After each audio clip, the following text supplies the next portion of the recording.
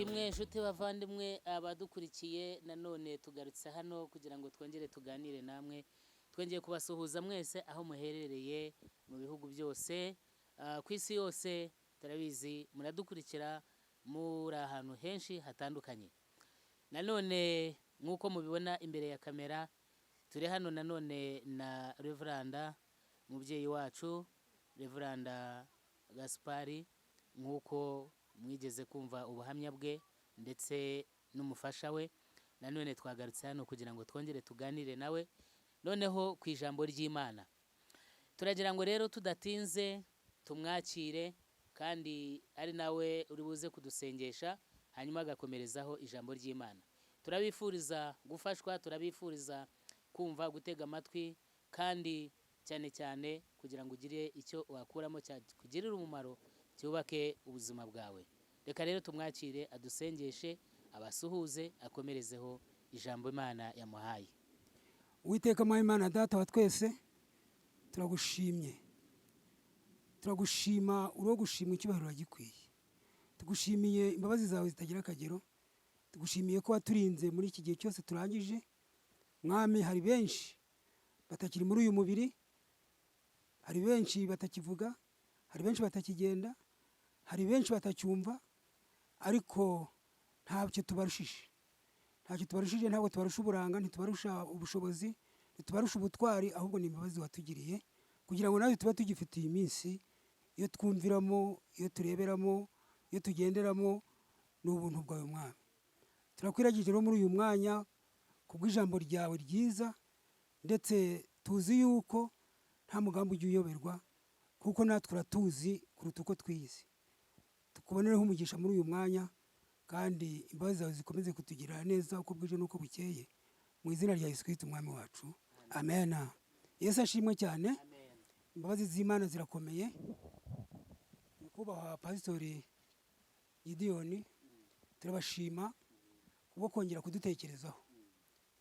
Ni imbabazi z'Imana kuko nk'uko wabivuze, nuko muzi amateka yacu, muzi ko twabanye mu murimo w'Imana, kandi nk'uko mwumvise amazina yanjye narobanuriwe muri diyoseze ya Gahini mu mwaka w'ibihumbi 2000 ku bwa musenyeri wacu Alex Birindabagabo nawe waruhutse. Twatangiranye uyu murimo atangiye kuyobora diyoseze ya Gahini. Ninjye rero ni twewe bibanze imfura ze twabanjiye kurobanurwa muri uwo mwaka w'ibihumbi 2000. Imana itugirira neza rero, n'uyu munsi turakomeza gushima Imana. Ndagira ngo dusangire ijambo.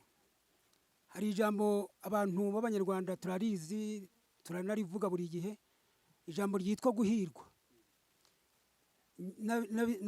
Nabisangije n'ubuhamya bwanjye cyangwa ubuhamya bwacu. Hari igihe abantu bavuga ngo ni abanyamahirwe. Reka turebe iri jambo, turisoma muri Zabur ya mbere, igice cya mbere, ku murongo wacyo wa mbere. Aravuga ngo hahirwa umuntu udakurikiza imigambi y'ababi, ntahagarare mu nzira y'abanyabyaha, ntiyicarane n'abakobanyi, ahubwo amategeko y'Uwiteka niyo yishimira, kandi amategeko ye niyo yibwira ku manywa na nijoro. Uwazahwana n'igiti cyatewe hafi y'umugezi, cyera imbuto zacyo igihe cyacyo, ibibabi byacyo ntibyuma, icyo azakora cyose kizamubera cyiza. Yesu ashimwe. Aya magambo, ijambo ryitwa guhirwa, abantu bararizi mu buryo bw'imvugo ya Kinyarwanda. None turihuje n'ijambo ry'Imana riri muri Bibiliya. Aya magambo yitwa guhirwa, abantu benshi bayashyira mu zindi mvugo. Umuntu iyo yishe umuntu yabigambiriye aravuga ngo yahiriwe. Ugiye kwiba yabona arabicyuye batamufashe ati nagize amahirwe. Umuntu wangije iby'abandi uko yabishakaga kugira ngo abyangize, yabona yibwiye ko abijyanye adafashwe akabyita amahirwe.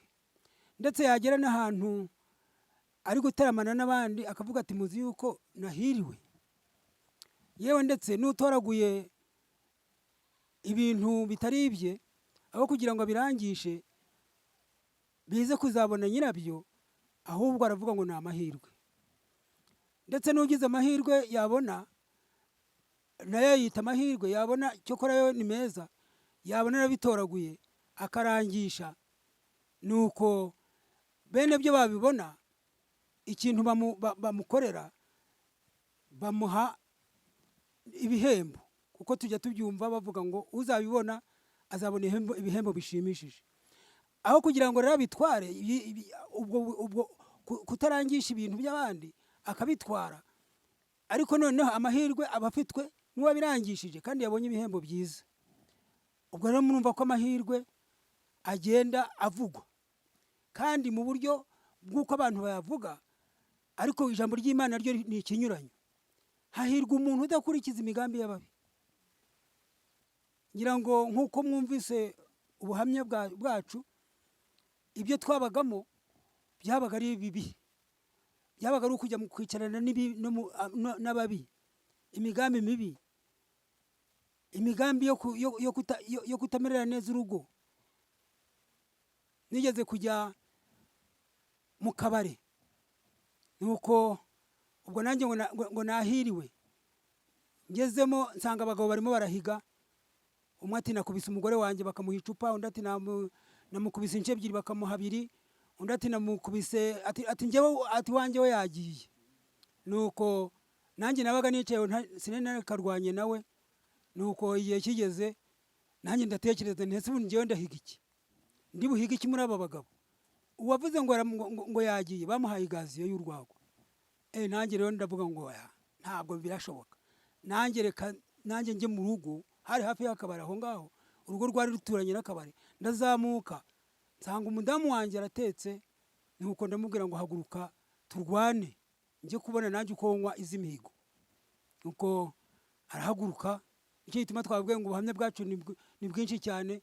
Ahagurutse yarari guponda utuboga twiza mu gasafuriya, nuko ahaguruka ka gahina kankubita, ntangira kugwa hasi, iby'inzoga biba biranyibagiye, aho babagabo banyweraga haranyibagira, ahubwo ndwana n'uruguma. Iyo ni imigambi y'ababi nari nagiye gukurikiza mu kabari, ariko Yesu agira neza, aho ngaho narahavuye. Nanjye rero ndabwira abantu gukurikiza ibya Yesu badakurikiye imigambi y'ababi. Mana yanjye bizabageza kure. Kandi rero hari n'irindi jambo riri muri Zaburi dukunda kurisoma iyo dusezeranya abageni. Zaburi 128:1 haravuga ngo hahirwa umuntu wubaha Uwiteka wese akagendera mu nzira ze. Hahirwa umuntu wubaha Uwiteka wese. Rero ndabashishikariza abayobozi, ndashishikariza abubatsi ingo, ndashishikariza urubyiruko, ndashishikariza abantu bose bari kumvira ijambo, amahirwe muyatandukanye. Hari amahirwe mabi, hari n'amahirwe meza. Amahirwe meza ajyana n'ijambo ry'Imana. Hahirwa umuntu udakurikiza imigambi y'ababi, hicaranye n'abakobanyi, ahubwo amategeko y'Uwiteka akaba ariyo yishimira, kandi amategeko yayo niyo yibwira mu mutima ku manywa na nijoro. Uwazahwana n'igiti cyatewe hafi y'amazi, nubwo hafi izuba. Erega turasonza ibintu bikaba ibindi, ariko nubwo uwatewe hafi y'amazi ni nk'igiti cyatewe muri Yesu. Ubu rero natwe twatewe muri Yesu, tubanye nawe, ngo ijambo ry'Imana riravuga ngo mugume muri we. Yohana 15, mugume muri we, nawe ati mugume muri njye nawe njye ngume muri mwe. Amagambo yanjye agume muri mwe, nibwo ibyo muzakora byose, ibyo muzasaba byose muzabihabwa. Imana ibagiriye neza rero, nkuko twaganiriye, turagira ngo tubafashishire ijambo. Hahirwa umuntu udakurikiza imigambi y'ababi. Kandi harimo inyungu, ngo kuko azahwana n'igiti cyatewe hafi y'amazi. Ibibaye byacyo ntibyuma. Erega nubwo mubona ngeze mu myaka 71, ariko ntabwo nari numagatara. Haleluya. Imyaka 71 sindumagatara. Madamu wanjye uyu afite imyaka 69, turi inkurikirane, ntabwo yari yumagatara nubwo turwaye. Arwaye diabete imyaka 6 na pressure.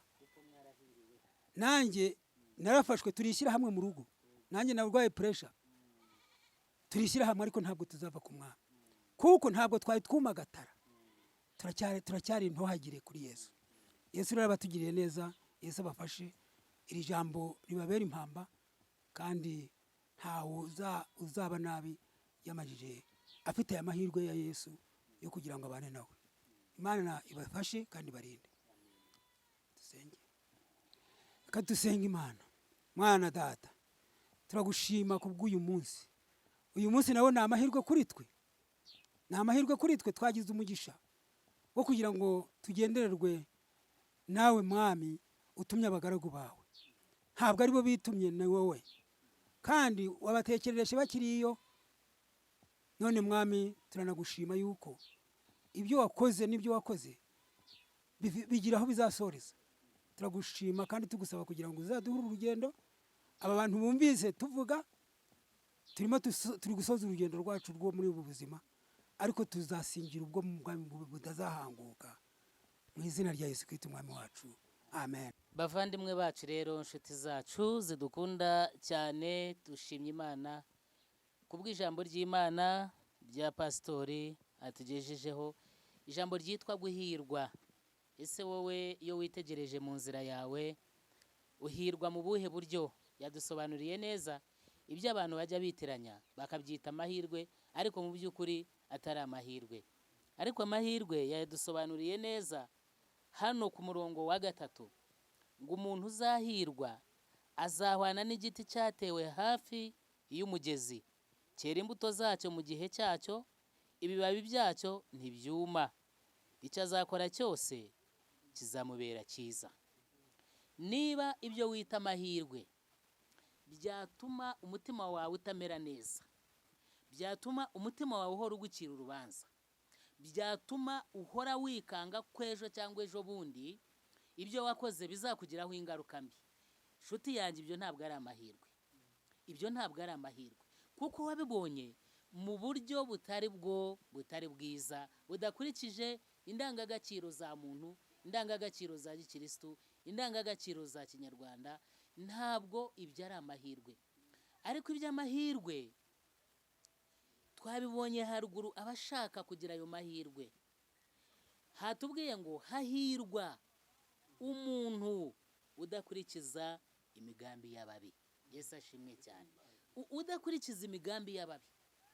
Ese niba umuntu agushutse ati tugende kwa runaka twiba inka ye, ukagenda ukayiba, ukagenda ukayica, ukagenda ukamwangiriza ibintu bitandukanye, hanyuma wowe ukibwira ko uhiriwe kubera ko wowe waramufashe umushyira mu mutima wawe, umukura mu gitabo cy'abakunzi, umushyira mu gitabo cy'abanzi, none ibyo yamukoreye bibi wowe ubyita amahirwe.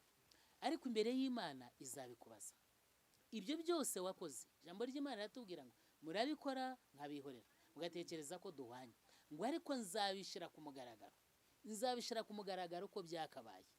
Rero Imana ikugirire neza, wowe ukurikiye iki kiganiro, wowe ukurikiye iri jambo ry'Imana Pastori yatugejejeho, umenye guhirwa icyo ari cyo, kandi umenye inzira zo guhirwa zaguhesha umugisha apana umuvumo. Umurongo wa 2 yatubwiye ngo ahubwo amategeko y'Uwiteka niyo yishimira, kandi amategeko ye niyo yibwira ku manywa na nijoro. Yesu ashimwe cyane.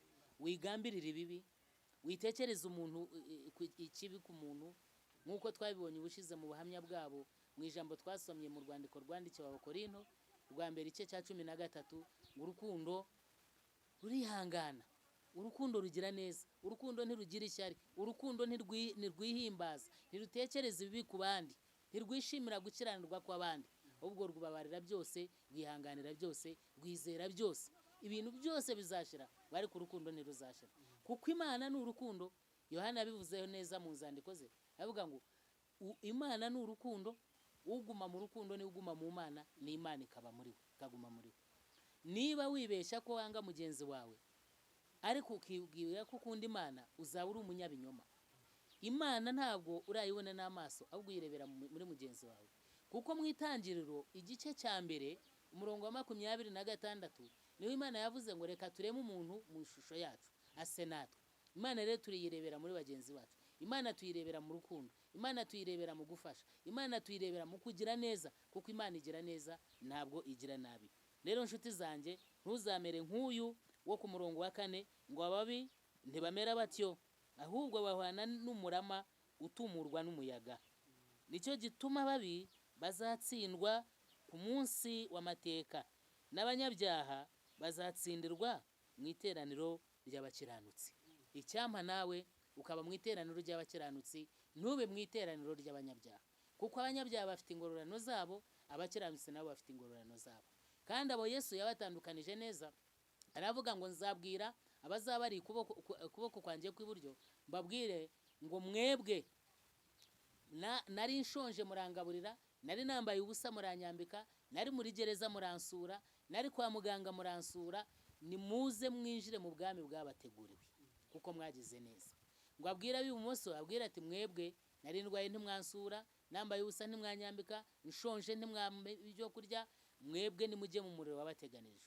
Ngo babandi bazamubaza ngo twakubonye ryari urwaye, twakubonye ryari ushonje, ati ubwo mwabikoreye bamwe muri babandi boroheje mubana nabo mu isi, burya nijye mwabikoreye. Ati rero mwebwe abatarabibakoreye, burya nijye mwanze kubikorera. Rero nshuti zanjye, ndabifuriza kugira ngo mube abo guhirwa, kandi mube mu iteraniro ry'abakiranutsi. Turabashimiye, dushimiye pastori, Imana imuhe umugisha kubw'ijambo atugejejeho. Nakagaruka televiziyo ni Gideon Igisubizo TV. Turabifuriza amahoro n'ihirwe n'umugisha w'Imana. Bye bye, naho ubutaha.